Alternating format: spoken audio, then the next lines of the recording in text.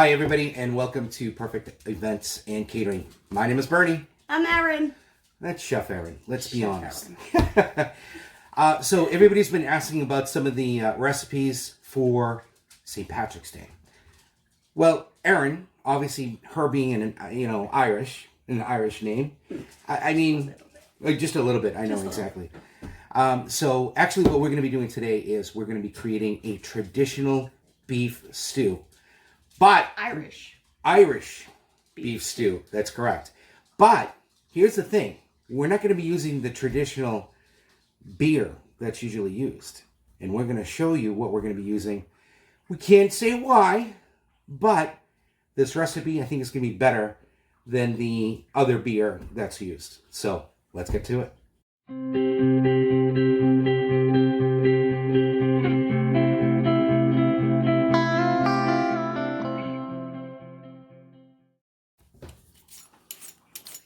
All right, so today we're making Irish beef stew. As you can see, we are peeling the potatoes. We have 5 large potatoes that we're going to be doing. You want to make sure there's no eyes left on the potatoes. Don't forget, you want to wash your hands thoroughly and dry them before you touch any food. Once we're done peeling the potatoes, we're going to go ahead and wash them. And we're going to cube them into bite-sized pieces for our stew. I like to do 3 slices, as you can see, and then just cube them into bite-sized pieces.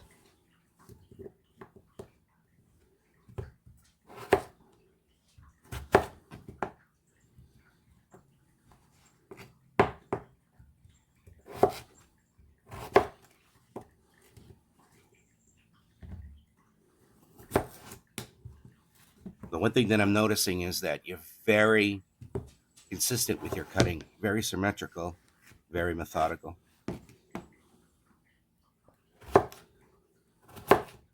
Like I said, we want these bite-sized pieces. You don't want them too big. You want them to be able to fit onto a spoon.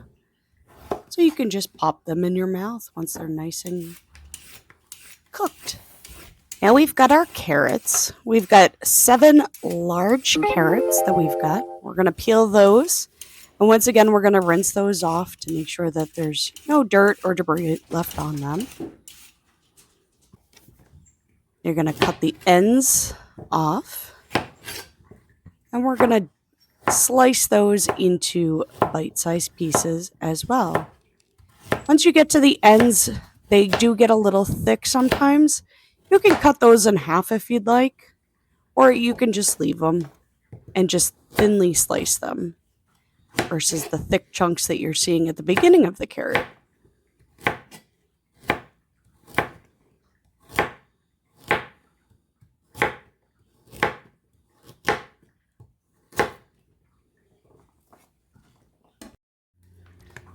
Now we've got our celery. We're going to chop off the end of it, and we're going to chop off the top because you don't want those pieces. They're all dried out. We've got 5 nice looking stalks that we're going to go ahead and wash. We're going to chop those into bite-sized pieces as well to add to our stew. If you see any funny little black or brown spots, you can cut those off as well. Sometimes on the outer side, they get scraped and then they get that funny brown streak on them. I'm not going to go all the way to the end because sometimes it does leave a bitter taste. Now we've got the onion. We've got 1 large yellow onion. And if you notice, I'm cutting off the top of it, but I'm leaving the bottom where the stem is. And I'm just going to make a nice little slice down it. This allows you to peel the onion.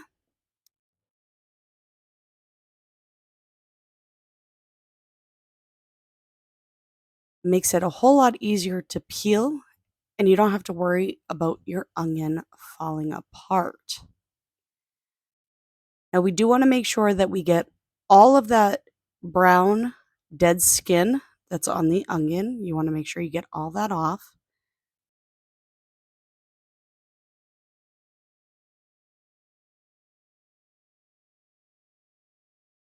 As you can see, it's giving me a little bit of a difficult time here, but that's all right. I always win. The vegetables don't win.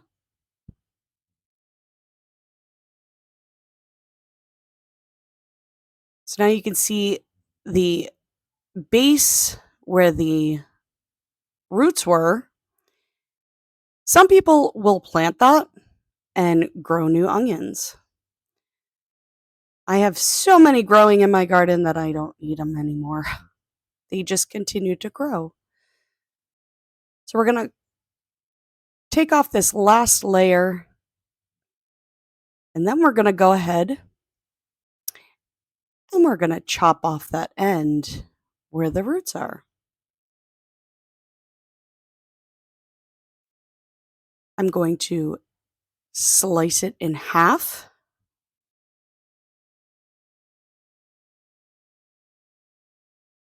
I do choose to take out the middle because sometimes the middle does it starts to grow a new onion. So I do take out the middle. Plus it makes it a whole lot easier when you're trying to get regular size pieces, because you do want them symmetrical. And we're going to go ahead and just chop this into bite-sized pieces again. These will be added to our stew, and they'll be sautéed so that they are translucent in color. And you'll see that once we get to the cooking portion.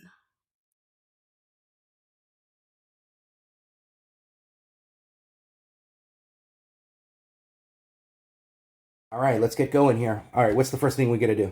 So we're going to heat up our oil, and we're going to cook our steak or our stew beef.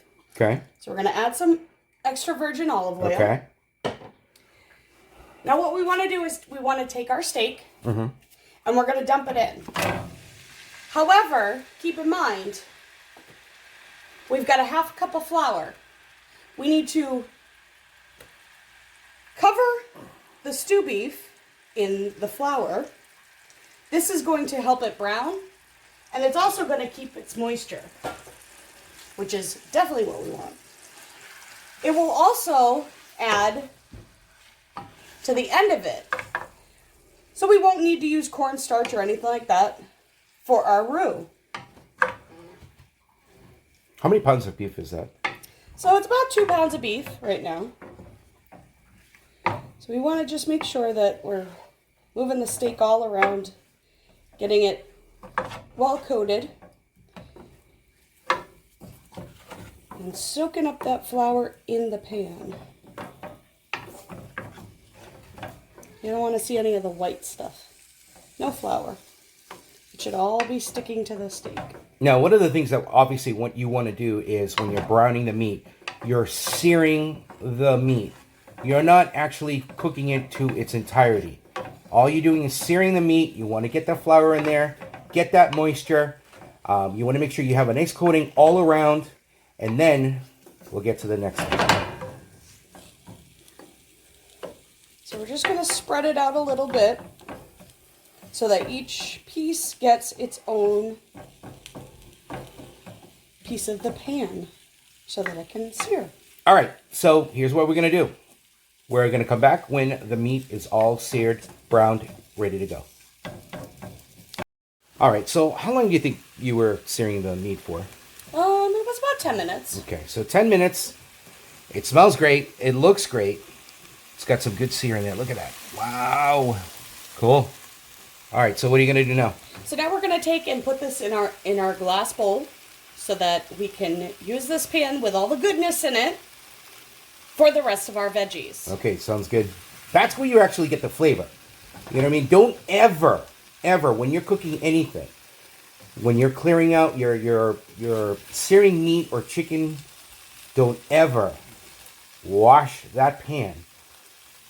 Continue using that for whatever recipe you're doing. especially for the traditional Irish beef stew. All right, so taking the meat out.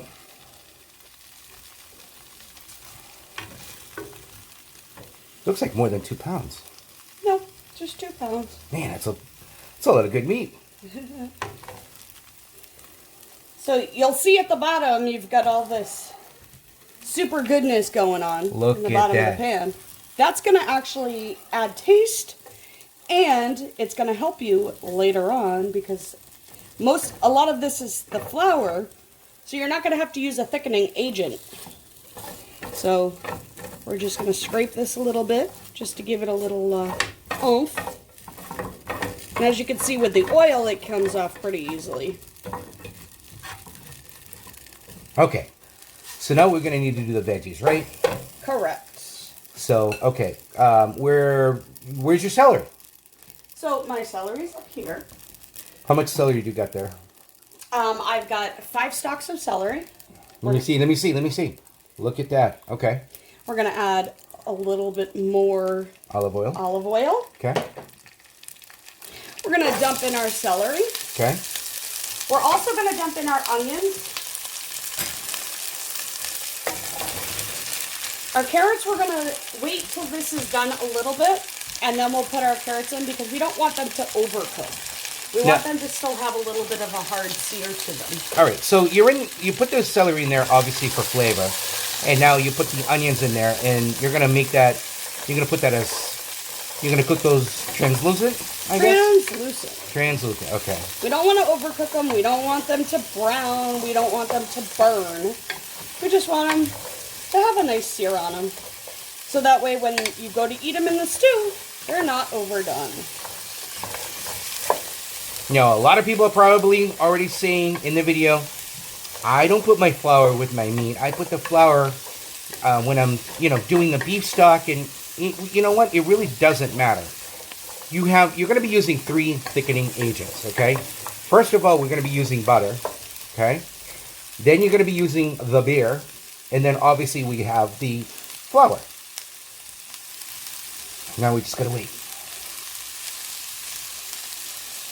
At this time, I am going to add the garlic. Okay. How much garlic is there? So it says 6 cloves chopped. If you want to use fresh garlic, I'm using. That is fresh garlic. We chopped that up this morning, or earlier today, I should say. It's got a little bit of olive oil just so that it didn't dry out. Got it.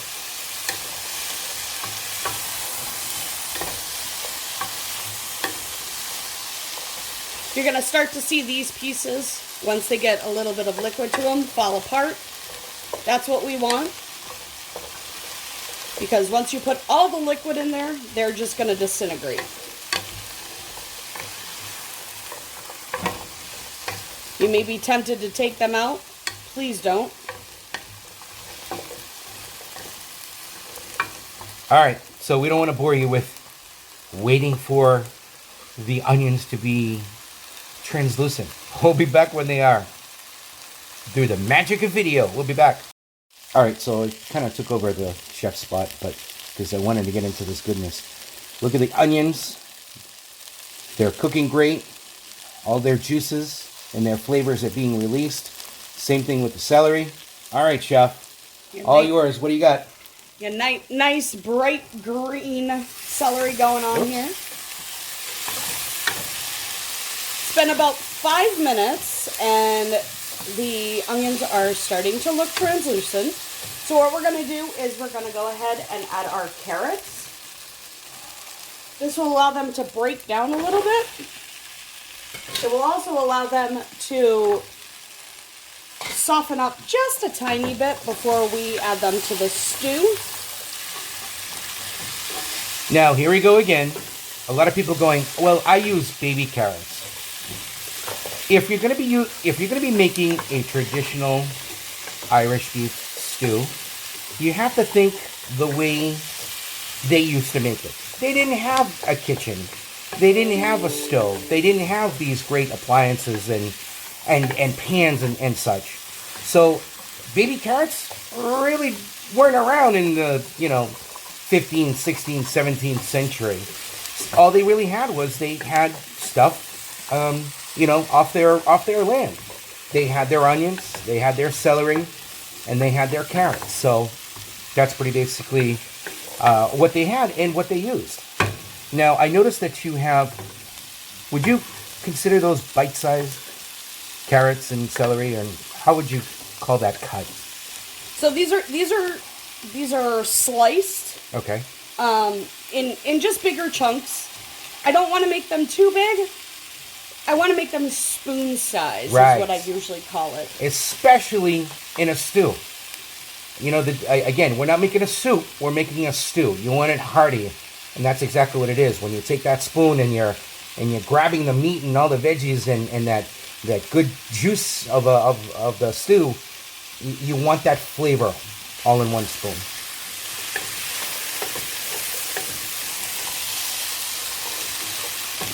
Sorry guys, this is we got some brand new video equipment. We have a new gimbal, and we're trying to get used to the technical capabilities of the equipment that we've been using, but so far so good. So now one of the other things you've probably noticed is that huge chunk that came off of the bottom when we took our steak out has now actually broken up into little pieces, and that's what you want. Because once you add the liquid, it's going to break down further, and it's going to help it thicken. The flavor in this kitchen is incredible. You can smell the garlic. You can smell the beefiness. I don't know what else to say. I don't know how else to describe it, I should say. The aromas. The aromas, exactly. And the vegetables smell amazing. All right, so what do you got next? So, if you look, our onions are at that translucent state. Our celery is bright green. And our carrots are pretty much ready to go into a stew. You're going to say, yes, but your carrots are still hard. They're going to boil for almost 2 hours.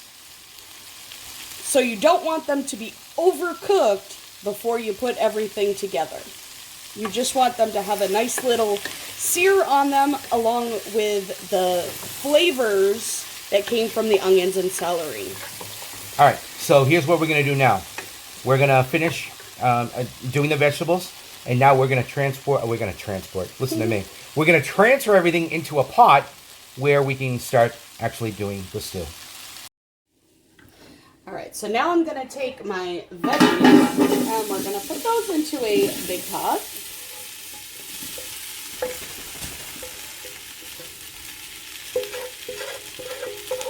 And we're going to scrape any of the... Let me see if I can get a top shot here. Oh, look at that. So, once again, our veggies are in here. They're nice and warm because the fire's on. Okay. Now we're going to take our steak, and we're going to put our steak back in.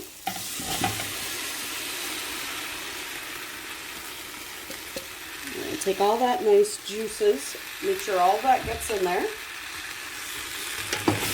And we're going to stir this back up. Time to add the liquid. Okay, so now we've got 4 cups of beef broth we're going to add to this.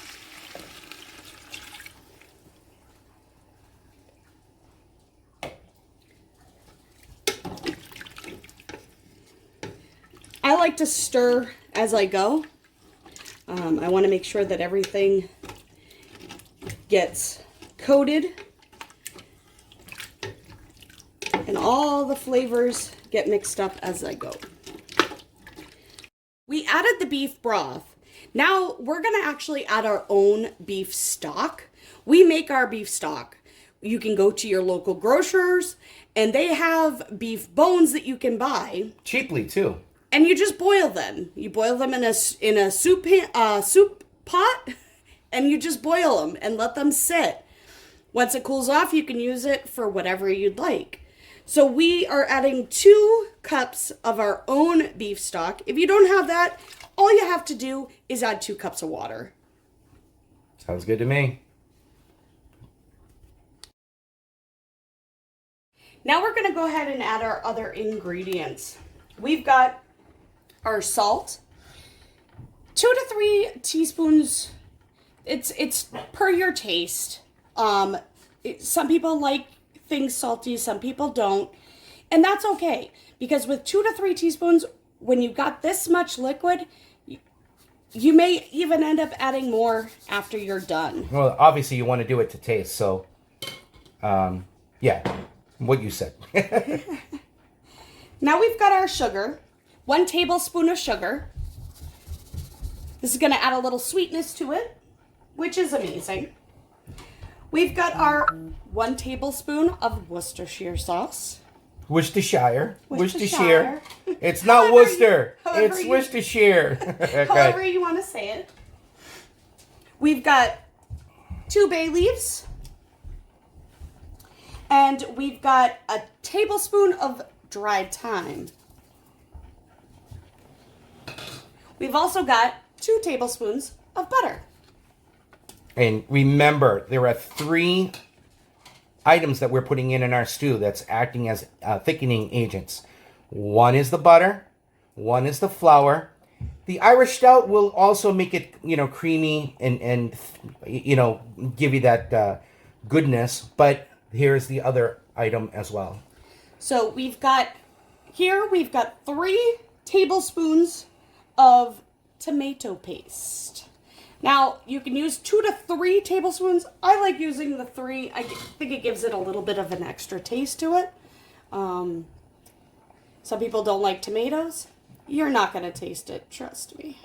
It's just going to act as a thickening agent for you. Is that it? That's it. Except for the potatoes. Except for the potatoes. So when are you going to add the potatoes? So once this comes to another boil, I'm going to go ahead and add those potatoes. Right now I have them sitting in cold water because I don't want them to turn brown. So once you chop your potatoes, if you put them in cold water, they won't turn brown while you're cooking everything else. All right, so we're going to come back when the stew is at that stage where we can add the potatoes. We'll do that. We'll be back. Okay, so it's been about 10 minutes. We've got this to a nice boil. Give it a little stir, make sure nothing's sticking to the bottom. All right, so I made a boo-boo earlier in the video. I said that we're using a Budweiser product. Erin, correct me. It's an Anheuser-Busch product. Goose Island is a product of Anheuser-Busch, not necessarily Budweiser. All right, taters. I drained out the cold water because once again the cold water keeps them from turning brown. We're going to add the potatoes in. Be very careful because now this is super hot and you don't want it to splash on you. Give this a nice stir. As you can see, the onions are now a beautiful brown color. The carrots, the beef, the celery, everything looks amazing right now. Yes, our bay leaves are still in there. We're going to leave them in there for the whole time. Before we serve it, we will take them out. So we're going to let this cook and render, well, I guess render, right? For about a couple hours. And then what we're going to do is we're going to cover it. And then for the final stages, we're going to uncover it and let the stew do its thing. So what we want to do is turn this down very low, almost the lowest you can get it, because you don't want it to boil over. You don't want all of the goodness actually steaming out of it. You just want it to cook. We'll be back in about a couple hours. See ya. Hi guys, we're back. So it's been an hour and a half. This has been simmering. Everything smells amazing in here. We're gonna just shut this off. Let's take a look.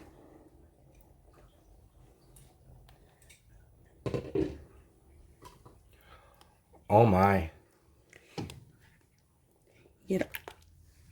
Everything looks phenomenal. It smells amazing. Let's go ahead and... Ooh, sorry for the steam. We wouldn't catch the action here.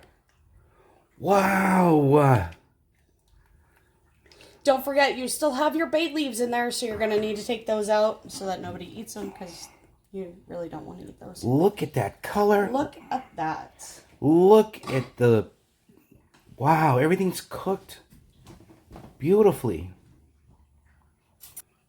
So here we are. We've got it dished out. We've taken our bay leaves out. Check this out. They are nice and tender. Nice. The spoon goes through them like butter. So you're not going to have to chew as you're eating. They're just going to melt in your mouth. Definitely what you want in a stew. And what about check out those beef pieces. Can you take apart the Oh, yeah, look at that. No knife whatsoever. That's exactly what you want in a stew. Cheers. Hey, no fair. All right, go for it.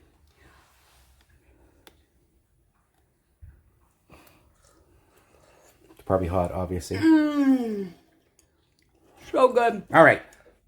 Here's the question I have for you. We both had the traditional Irish beef stew with the Guinness. Obviously, we didn't use it. We used the Anheuser-Busch product, the Bourbon Irish Stout. What do you think? This one has more flavor. Yeah, I think so too. Well, I don't know. I don't know if it does, but I will find out. Sounds good. All right, guys. So there is the recipe for a traditional, let's get that again. So a traditional Irish beef stew. We'll have all the ingredients on our YouTube and in our description below, all of that stuff. And don't forget, I know everybody says this, but don't forget, like and subscribe. We have more recipes coming up in the future as well.